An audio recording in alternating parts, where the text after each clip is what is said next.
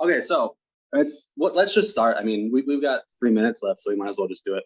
Yeah, sure. For Go anyone ahead. watching, welcome to the X No Contact podcast. This is the first one that we've ever done. With me, I've got Dylan, who has been with me for years. He's awesome. He's an admin on the Discord. I've got Tobias. He's our special guest. This is Tobias. Say hi, Tobias. Hello. He's from the Telegram. He's been with us for a long time too. He's got an amazing voice. All right, so Tobias, tell us about what happened with your breakup and what brought you to X No Contact.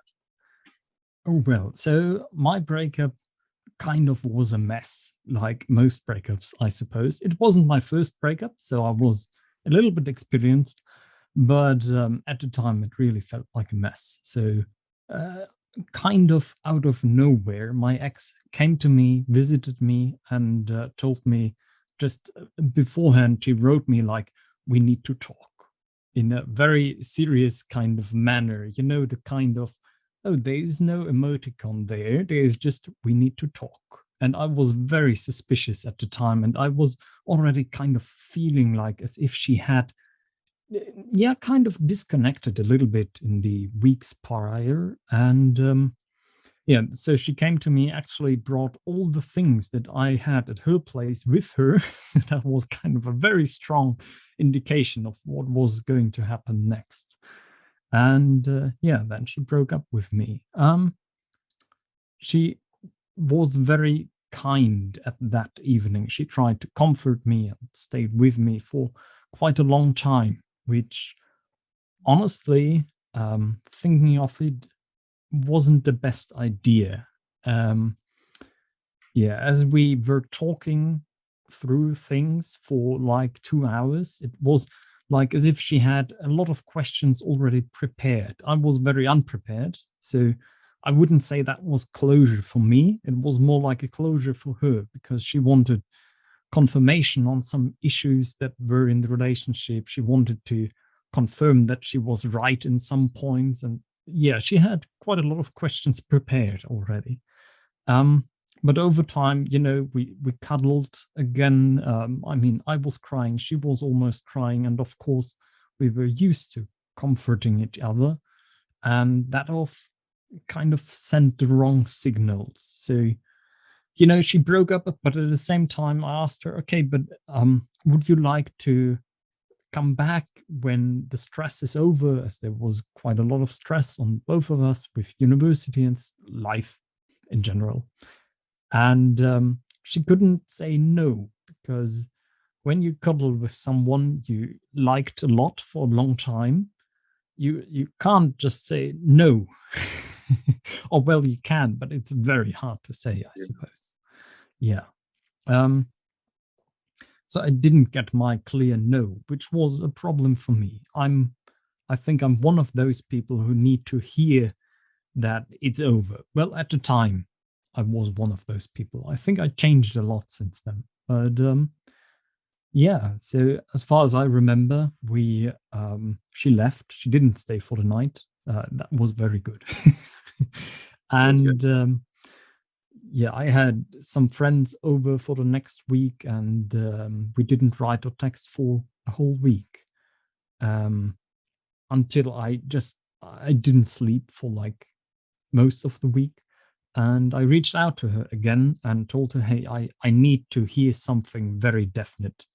I need to hear something like, no, there's no way we are going to be together. And at that point, she reacted very hostile, actually, very unfriendly, very annoyed, and was like, what do you want me to say? And blocked me quite straight after telling me that there's definitely no future. So I'm German, and there's some German sayings. I don't know if it's in English the same, but there's das Pferd ist totgeritten. So in English it means the horse is dead. I don't know if you know that. So Like stop beating a dead horse is what we yeah, yeah, exactly. I think that's the English version. Yeah, exactly. So that was what she said to me, pretty much. And yeah, I didn't have contact for a very long time. These are like 8 months or something. I think it was 3 months, Oh, and yeah, but I had gifted her some quite expensive things. So my grandmother, she didn't go skiing anymore, so she had some skiing gear left over, and she gifted that to my ex-girlfriend. her skiing And gear. huh? You sent her skiing gear Yeah, I did. just as And a gift, like as a friendly gift. yeah, pretty much. So my grandmother didn't know what to do. It fit her perfectly. So we Gotcha. figured, okay, I took her on a vacation for skiing as well, and we figured, oh yeah, then she could keep it. I mean, why not? And at the time, it didn't seem like things were going to end very soon. I see. Um, yeah, so I had told her when we had the breakup situation that she can just keep everything, but I want so there comes there was a misunderstanding. Um, when she came to me and she broke up with me, I told her, okay, you can just keep everything. I don't care. Um, skiing stuff is very expensive, like hundreds of euros. Um, but I actually didn't care about it. I mean, I had no use for it either, and my grandmother didn't want it back, so why bother? Yeah. Um, yeah, but when Yeah, she she blocked decided to me, send it over. yeah, but when she blocked me a week later, it was like she blocked me, and then I was the very next second I was wait, there was something I forgot. um, and I got reminded that were some, like I'm playing an instrument, and there were Mm. some music scores that I left at her apartment. So like a huge folder with for me emotionally valuable scores as I collected them over like 10 years or something. And I Yeah. wanted those back. So I did a mistake. I reached out to a friend and told that friend, hey, could you tell her to give me this back? And how's it called? This game where one starts with telling someone a word, and this person has to tell this word to You're another like person, and so on. telephone. Telephone. Yeah. Yeah, telephone. And then at the end, you get a completely different word. So, Yeah. what actually might have happened is that this friend told her to give me back all the things, which was Mhm. not what I wanted. Mm. Well, Um, yeah, even still, that's a fair request. I feel like even if it was all the things, that's still a yeah, fair request. Not completely out of line, yeah. yeah. It was a fair request. I mean, it was in misalignment to what I had said like a week earlier, but still, I don't know. It was very valuable overall, so it might have been a fair request indeed. Yeah, It sounds like she didn't want to lose you as a friend, and it sounds like yeah, she was upset that you were gonna not only let go of the relationship, obviously because she said it was over, but also you were gonna let go of her as a friend, and I think that offended her, which has happened to me many times. That's pretty. I feel like that's pretty common. Is that the ex will want to stay friends with you, and they'll get upset with you if you don't stay friends with them. When that's totally yeah. backwards. It's like no, because you're like making me miserable by making me stay with you. It's kind of like it's literally the definition of stringing you along. Yeah. Yeah, pretty much. I was forcing her to give me a very definite answer, and I was forcing her kind of to tell me, no, things are over. And then I told her, okay, if things are over, we can't keep contact. That's just not possible. And I And she think that didn't really might have want to admit it, upset did her she? greatly. Huh? What was She that? didn't really Sorry. want to admit it, did she? No, definitely not. And I think thinking back, she had some kind of perfectionism going on, and I was a kind of a relationship that didn't work out was like a dent in your perfect image, and she was giving me the fault that it didn't work out. She was very angry at me, I suppose. Hmm. um well, at the time she didn't react at all to that request whatsoever. I got told, yeah, she will give it back to me from that friend, but nothing else happened until 3 months later. she reached out with a letter she wrote on Skype, a program I like barely use. So I only by chance read the letter. It might have been that I never. 3 months after you went no contact with her. Yes. And just by pure chance, I discovered that she wrote me on Skype. I don't know. Sometimes I don't look on Skype for 2 years or something. So it's a weird place to message someone. Yeah, Which I've been surprised by many ways. Their exes reach out to them. Like on Venmo, I've heard their ex reached out to them. But anyway, sorry, continue. Yeah. I mean, there were definitely much easier ways to contact me. I mean, she had my phone number. She blocked my Telegram. She could just have unblocked me for the sole purpose of sending me the letter. And in that letter, she was very hostile, like, I'm doing very badly mentally right now, and it's all your fault. And oh, no. Yeah. And it's all your fault. And you dragged me into this. And here's a deadline. I placed all your stuff at my porch, and you can pick it up within a week. And I will just leave it there. So very, very childish, even. That's a good way to describe it. Yeah. It stirred me up, definitely. I had a very rough, hard time in life in general, and I wasn't doing too good mentally at the time. So I was very hung up on my ex. Still, 3 months after, I didn't heal too much. I just came to live with the idea of kind of letting go. Yeah. So let me ask you something. Yeah. How did you feel when you were waiting for 3 months, or waiting or not, I don't know, but you waited 3 months to hear back from her or just get some kind of something from her, some kind of signal? And how did you feel when you realized it was a Skype message, and it was an angry Skype message, and it was all blaming you? How did that make you feel?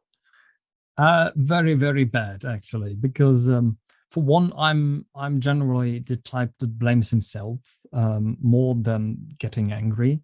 So I already was blaming myself. I already had told me, oh, you haven't been the perfect gentleman. I should have, I don't know, communicated better. It was all my fault that it ended, and she's so perfect. So I put her on a pedestal quite high, actually. I feel like maybe you gave her too much credit the whole time. Yeah, definitely. Yeah, for the first month, I was doing fine, actually. So the first month after the breakup, it was all right. That was two reasons. So for the first reason, it wasn't yet Corona time, so we didn't have a lockdown yet. So I was able to spend my time in public with other people, with my friends, and it was this one friend who, he dragged me to the library basically daily to do my university stuff. So because only if that dude, a very good friend. Yeah. And secondly, I read about this guy online. So it was actually the first breakup where I had the feeling I lost someone I kind of imagined it would be a very long time thing. Kind of, I in my mind, I already had a commitment to the relationship. I had made a commitment to stay in that relationship for a very long time. So I desperately wanted to get back to that relationship. So I Googled. As everyone does. As probably everyone does. Yeah. I mean, prior relationships, I don't know. I was much better doing in life in general, and I had other means to relieve stress. So I don't know. I just went sporting or something, and I went back into dating quite fast always.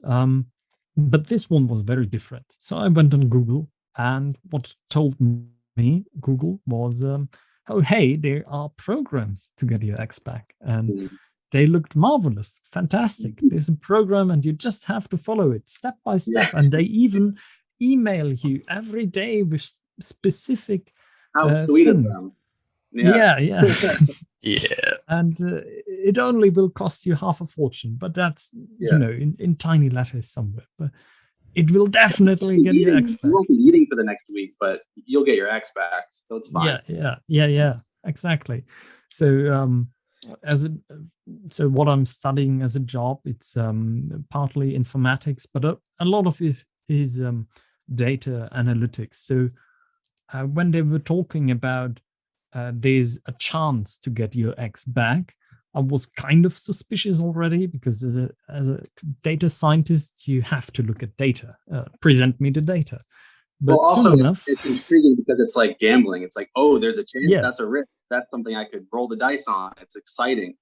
It's like when someone tells me, who I think is a professional, who probably is not a professional, but tells me they're a professional and puts on this big package, this shiny package with a bow that says, I can give you what you want, and there's a chance that you will get it. There's a chance. Now follow what I do, pay for this, and you'll have a chance. Yeah. And that's the epitome of gambling. And it's the Yeah. epitome of taking advantage of people's hope, really, is what it is. Because Yeah. honestly, let's be honest, that person does not know how to get your ex back, and there's really not much you can do at all. Yeah, definitely. At the time, I didn't know. At the time, I thought, oh yeah, that sounds kind of shady. And finally, I found a website where kind of a lot of interviews with people who got their ex back were shown, and those websites almost look very shady sometimes. They're like huge infomercials, like big arrows pointing to the button you have to click to sign up for the program. But this one looked a little bit different. This one was more text-based, and it looked more serious to me. It looked more as if there was some real science happening, kind of. And So you tried it, and how did that work? How did it work out in the end? So how the program worked? How did it work out for you in the end? Not like what was how it worked out for me? Not at all, of course. Okay, that's what I figured. Actually, it was very damaging, because for 30 days I was doing quite all right, because I had this fixation in my mind: if I do everything right within those 30 days, I'll get her back, as easy as it is, right? So I was keeping my hopes up. I wasn't accepting that the breakup happened indefinitely, that it was over. I was thinking of it, I just have to do the right things, and in maybe 60 days, she will come back. Maybe it's even 90 days, but I just have to get my stuff in order, and that's all I have to do. So when that message of my ex arrived, I was heartbroken a second time. Definitely. She did come back, right? She did come back, just not in the way that you wanted her to come back. And definitely.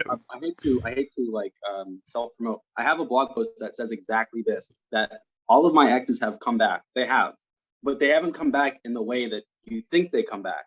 They come back in ways that are not what you want. Either they watch my stories, or they just like stalk, and they don't really say anything. They just sit back, and they make sure that that I'm not doing better than they are. And it has nothing to do with anything with your relationship. It's your exes will come back, just not the way that you want. Like, your ex came back by saying basically F you, mother effer, how she came back. So and that's pretty common, to be honest with you, and it sucks. It is. It's like breaking up again. It's like, wow. And also because you were kind of healing in those, I think you said 3 months before she reached out. Yeah. You were healing, and then all of a sudden she comes crashing down again, and it's like, wow. So all this feels like for nothing, but it wasn't for nothing. Of course, you still did heal in the end. Yeah, I mean, in the end, you always heal. As I said, I had experience with previous breakups, and I knew that in the first few months it would be bad, but in the end, you always get over someone. I too knew that, I lived through that experience, but I couldn't remember all the pain. So obviously I had forgotten about the pain, which is very good, and which kind of confirmed to me that there is a time, just not within the next month, but there will be a time when I have forgotten about all the negative emotions, and when I have healed, and I can be quite happy again. Yeah. I wanted to touch up on that's basically that's a good summary. Like, so basically you like she reached out afterwards and then she wanted her stuff back, and then or you wanted your stuff back. Did you get your stuff back? Yeah, actually, I took a friend, and with that friend, I drove to her apartment, and I picked up only the things I wanted back. So I left the skiing gear. I didn't want You it. throw this away. I don't get. Yeah, really. Mm. So you could say, what a shame. I just should have taken it. I No, it didn't. doesn't matter. It's just stuff. It's just It stuff. doesn't matter. Yeah. So yeah, some people were actually telling me, "Oh, you should have taken it," and I was like, "No, I don't need it." And there was no emotional memories to that stuff. Really just let her keep it. I don't mind.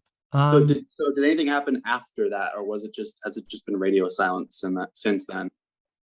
No, so I wrote, quite emotional, stirred at the time I wrote an answer on Skype. I very much acknowledged that she was hurt, and I was always very fast at blaming myself for things and taking responsibility for stuff. So I told her, "Okay, I'm very sorry that you feel this way, and that I might have, I don't know, induced that status, but I was very much suffering as well. And okay, I'll pick up my stuff and have a nice life, pretty much." So it wasn't too long, but still emotional. But And that was the last thing. That was the last thing you said to her. yes, actually, yeah. And that was on Skype. Oh, I did look on Skype, yes, but no, there was radio silence after that. Nothing ever happened after that. We had a friend in common with whom I was gaming with, but he was like kind of one of her friends. And when we got in a relationship, he lived with her in the same flat as a flatmate, and I was like very quickly introduced to him, and we became friends. But he too told me that he just, he kind of had to pick a side, and he told me that he just can't game with me anymore. So there was really radio silence on all You had to levels. pick a side. Yeah, some people have to, apparently. I don't know. He told me. He made him pick a side, and he chose her over you. Yeah, probably. I mean, he's, as far as I know, he never had to go through a breakup or longer relationship things in general. He was very young. That's not right. Inexperienced. That's not right at all. That rubs me the wrong way, man. That is not cool. That is not cool at all. It wasn't cool. Yeah. And he told me that he saw that she was so hurt over the breakup, and she was so much suffering that he just couldn't do stuff with me anymore, which was a real bummer, actually. But I don't know, his fault. Okay, so that was a good summary. I did have some questions going back a little bit. So you mentioned that you had a feeling that she was the one, like that this was different. Yeah. You said she was different. Yeah. Do you still feel that way? So I still feel that it was different, definitely, from the previous relationships. And I still think that she was, quite someone with whom it had a chance, but the chance didn't happen, so it doesn't matter for me anymore, really. And looking back, I kind of got to see more of her faults. So at the time, as I said, I was putting her quite high on a pedestal, and she was very brilliant to me and all that. But looking back, she did some things where I can definitely say, immature things, or just things where I would say, that was kind of a selfish person, even. Things that you would ignore and kind of brush under the rug, just kind of not acknowledge. Yeah, definitely. That partly that just were a long, long honeymoon phase we had, and we didn't acknowledge too much faults of each other's. While I was dating her, I had already seen some tiny red flags. So like things, after you have done the game for a couple of times, you recognize when people are going like full in after knowing you for 3 weeks or something like that. So just tiny things that were telling me, she doesn't have that much experience with it overall, and maybe she's just having very high hopes without even knowing me, and that's kind of sketchy. But I there mean, it were can red work flags. out, but yeah. There were red flags that you saw, but you didn't really want to focus on them. You kind of, which is what Yeah. everyone does at the beginning of a relationship. I do it, you do it, Dylan does it. Like, Yeah. there are red flags, and when you like someone enough, you just ignore them and you justify them out. You just say, "Oh well, maybe this. Oh well, maybe that," and you kind of try to exactly. deny it. Maybe Or it'll be deny it. different this time. The answer is no. Exactly. No, it won't. Yeah.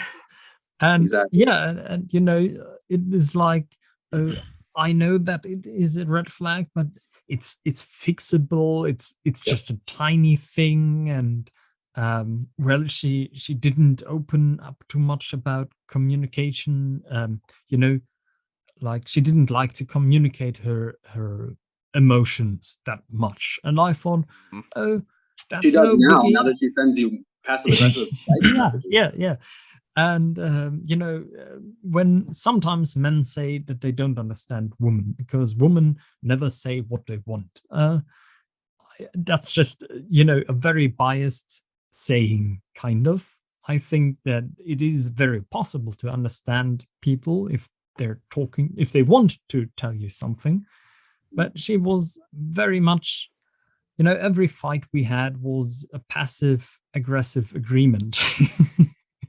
So every time it was like she going very passive aggressively, I don't know, ignoring me, doing stuff, and I just knew something is up, but I Yeah. didn't know what is up because she didn't tell me. And That's what. So when you say that it's something that women do, I think it's not something that women. It is something that women do, but not in general. yeah, I think it's a nice guy thing, and it's women can be nice guys too. For example, like nice yes, guys they'll have what's called covert contracts. They won't say what they want. They'll just get mad at you and hope that you read their mind. oh Women do yes, the yeah, same thing, and I think that's what she was doing. Is yeah, she was hoping that you'll read her mind and you'll figure exactly what's wrong, and she doesn't have to say anything. She can just be mean to you, and then you'll figure it out. And that's really toxic, but it's a nice guy thing. It's yeah, also her putting you on a pedestal in a sense too. It's almost like you both had this image of a relationship, and you both wanted this perfect relationship, but the reality was that it wasn't working that way, and you guys are yeah. both like butting heads trying to make this perfect relationship. Yeah, that's a very good explanation. I just didn't know how to put it into words, but yeah, of course, it's not limited to women. Didn't want to say that. No. Yeah. But yeah, and she even had told me. So I can remember that one time we had an argument, and she was like, "How can it be that at some times you can perfectly well tell what I'm about, what I'm thinking, what is wrong, and at other times you completely don't know, and you're completely blindsided." Because I'm just very good at judging someone else's emotions, apparently, but I'm just because I'm good at it doesn't mean I'm always right. I can't read minds. I There's can only so much only you can do. Yeah. assess, probably on my experience, how they might feeling, but I can't tell for sure. I never. Yeah. Yeah. I wanted to ask about you were asking for closure. You wanted like a definite you wanted her to give you a definite answer. And that was like your Oh, big yeah. thing for a while, was like, just say no. Just tell me you don't want to be Yeah. with me. Just tell me it's over. Yeah. Dylan, have you had that experience before? I wanted that closure right off the bat, basically, to kind of more or less kind of make sure it's scorched earth, to make sure, okay, there's 100% chance this thing is not going to work out in any shape or form. It's done. I'm going to move the hell on. I think people tend to chase that when they want to make sure that the relationship is over, because they want to know whether or not they should continue putting their energy into this thing.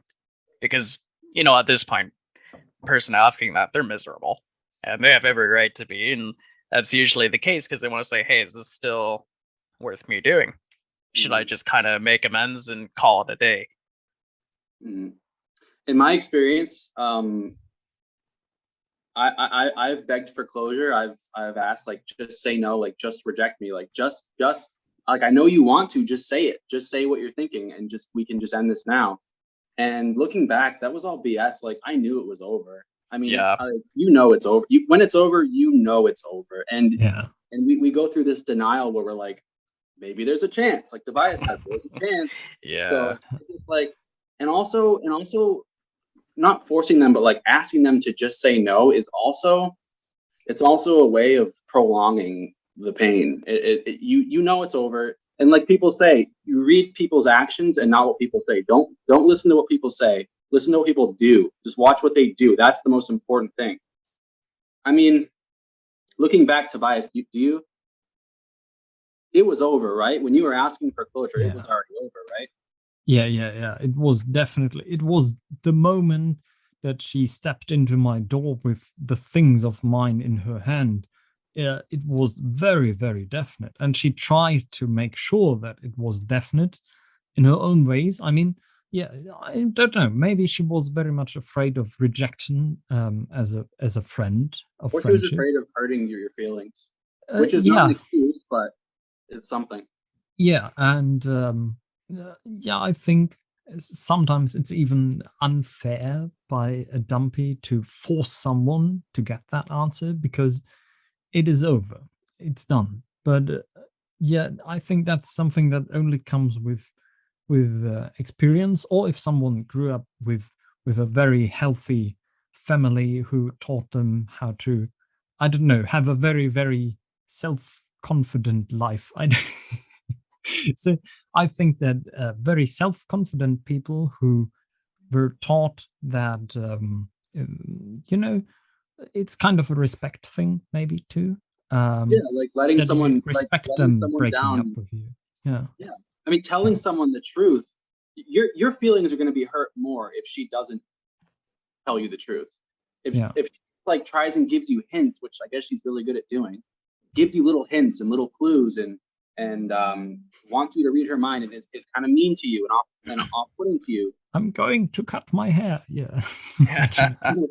Yeah. That's worse. That's worse than telling you the truth. Yeah. Because it's like, you don't deserve the truth? Like, what's going on? Like, does she not respect you enough to tell you straight up, I don't want to be with you anymore? Like, and that's the problem. And what you just told to me, like, it sounds like she's a horrible communicator. Yeah, definitely. And I even have a funny remark to that. So the moment she stepped into my flat with all the things in her arms, she looked at the window and I had closed that window. I'm usually someone who works best at like 15 degrees Celsius room temperature. So that's something I feel. What is that in Fahrenheit? I don't know. Like cold or warm? I imagine that'd be Celsius. so in what is that in Fahrenheit? I don't know. In 20 degrees Celsius is like average normal room temperature, and it's like 5 degrees colder. So it's not cold, but it's fresh. Yeah. Okay. And she saw that I closed the window, and she looked at it and said, "Huh, I didn't think you would learn to close the window." And it was, in such a weird tone, as if she had never expected that I would finally learn that she was someone who likes it warmer than 15 degrees Celsius, which was very weird. I don't know.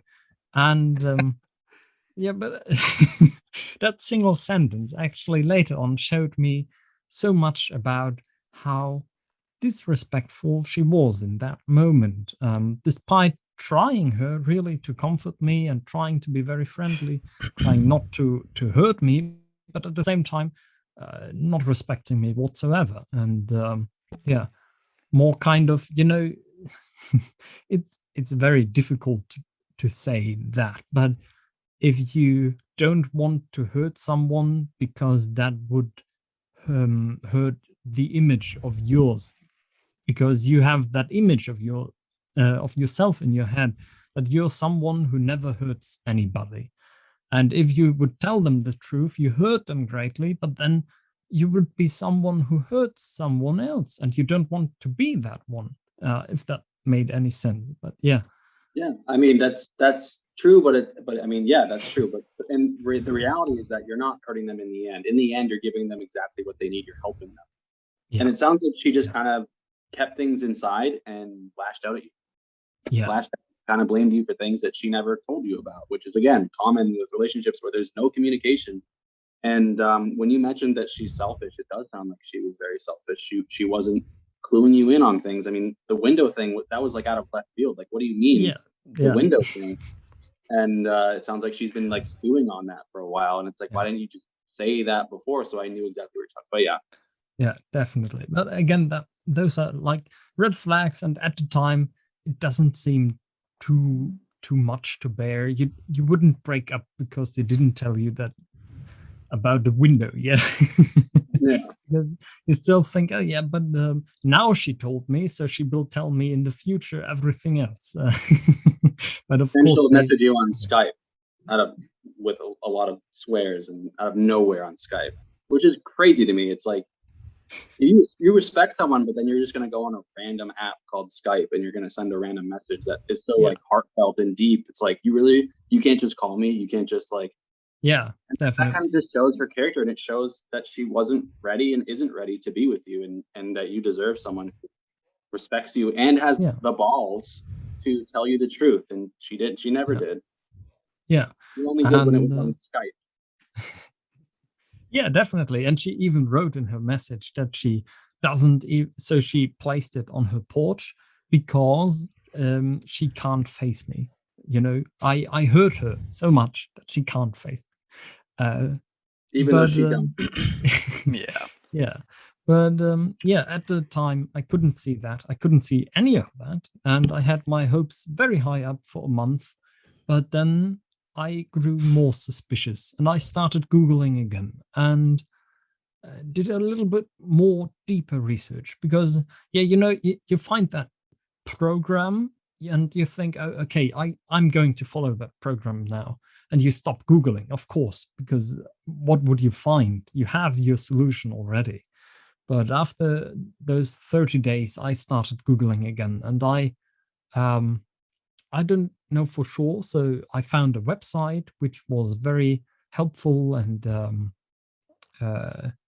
they did a lot of articles about breakups from a psychological perspective, and it was very scientific, serious talk. It was no intention of scams, but a real therapist who wrote that blog posts, and I kind of felt like as if he had, with every single article, like pointed at me and said, "Hey, that's you in this article. That's you who had his hopes quite high up."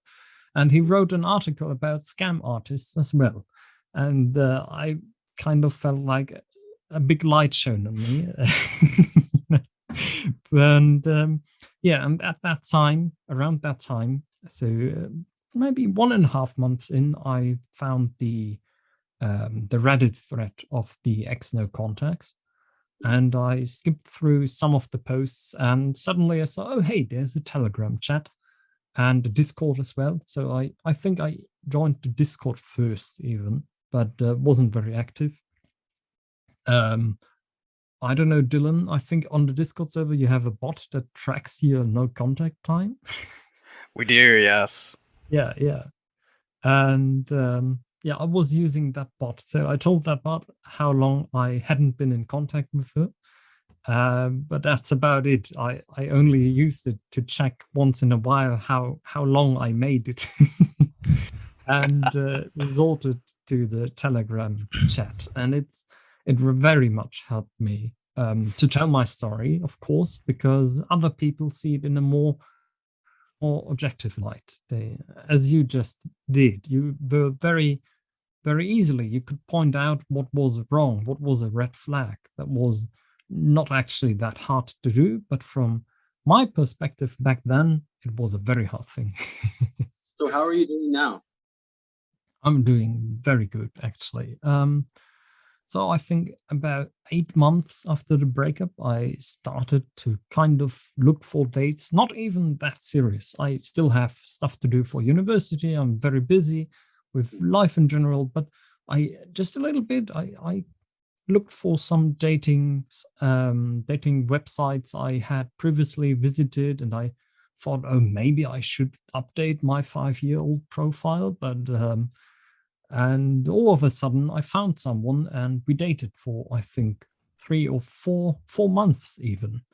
It didn't work out after 4 months, but that's just fine, to be honest. So yeah, after about 8 months, I actually found someone again who I dated for about 4 months. Yeah.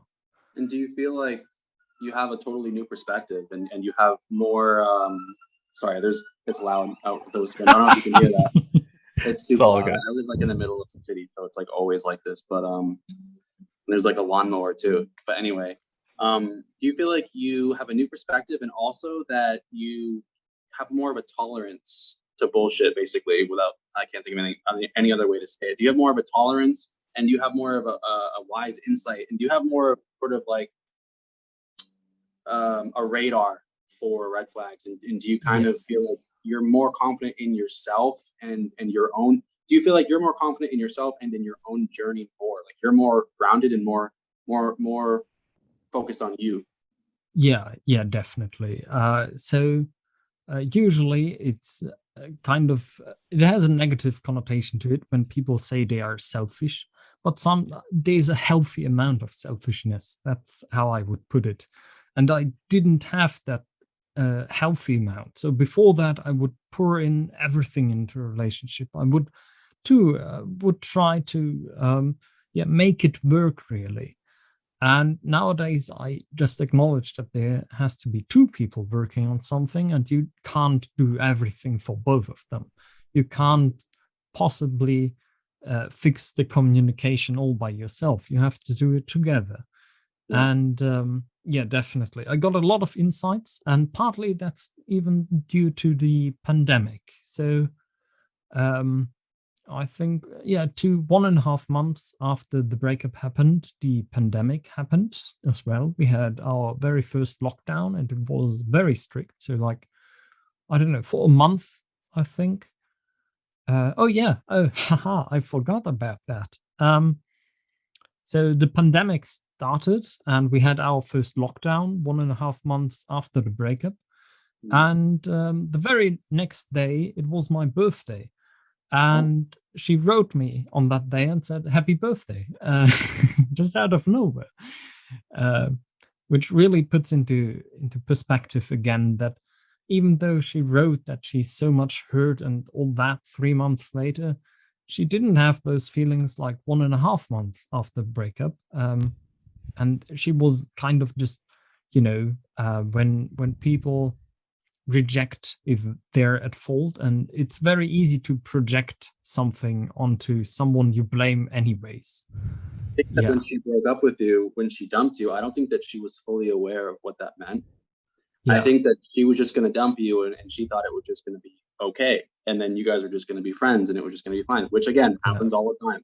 But I think once she realized what she did, not what you did, I know she blamed you, but once she realized, she had time to realize with the pandemic and all that stuff. Once she was forced to look in the mirror at what happened, what she did, that angered her and she lashed out like you just said. She projected it onto you as if it was your fault. When in reality, she was irresponsible. If she didn't want it to end, she shouldn't have ended it. And there's no reason why she should be putting it on you, which is completely unfair. And that just shows again why you deserve someone much better.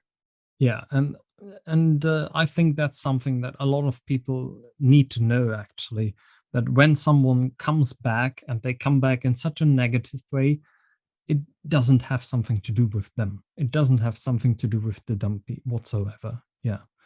And yeah, I don't know where I was beforehand. I said something about I Your forgot it. birthday. Oh yeah, the pandemic. Yeah, how the pandemic helped actually, because Previous breakups, they weren't. I didn't take them that hard, obviously, because yeah, as I said, I had very high hopes that this relationship would work for a much longer time. But two, I very quickly got back into dating after previous relationships. So about, I don't know, 3 months after a breakup, I would start dating again, and I would really put a lot of efforts even into dating, make profiles and whatnot, and spend a whole lot of time on dating websites. And I don't know, but with the pandemic happening, there wasn't really a chance to meet anyone, and that kind of forced me to look for issues that I might have and to look for help as well. Because, yeah, usually I would just try to distract me with, I don't know, going to concerts with friends, doing public activities with just random groups at a park or something like that. And now I couldn't do it. So I was kind of forced to find another solution, which was in this case to, yeah, collect knowledge about the topic in general, and yeah, just think about why did it not work. It wasn't my fault. So when a relationship doesn't work, it's two people that just don't work together that it's well. no one's fault. Yeah, yeah. But there were issues that I could all fix by myself.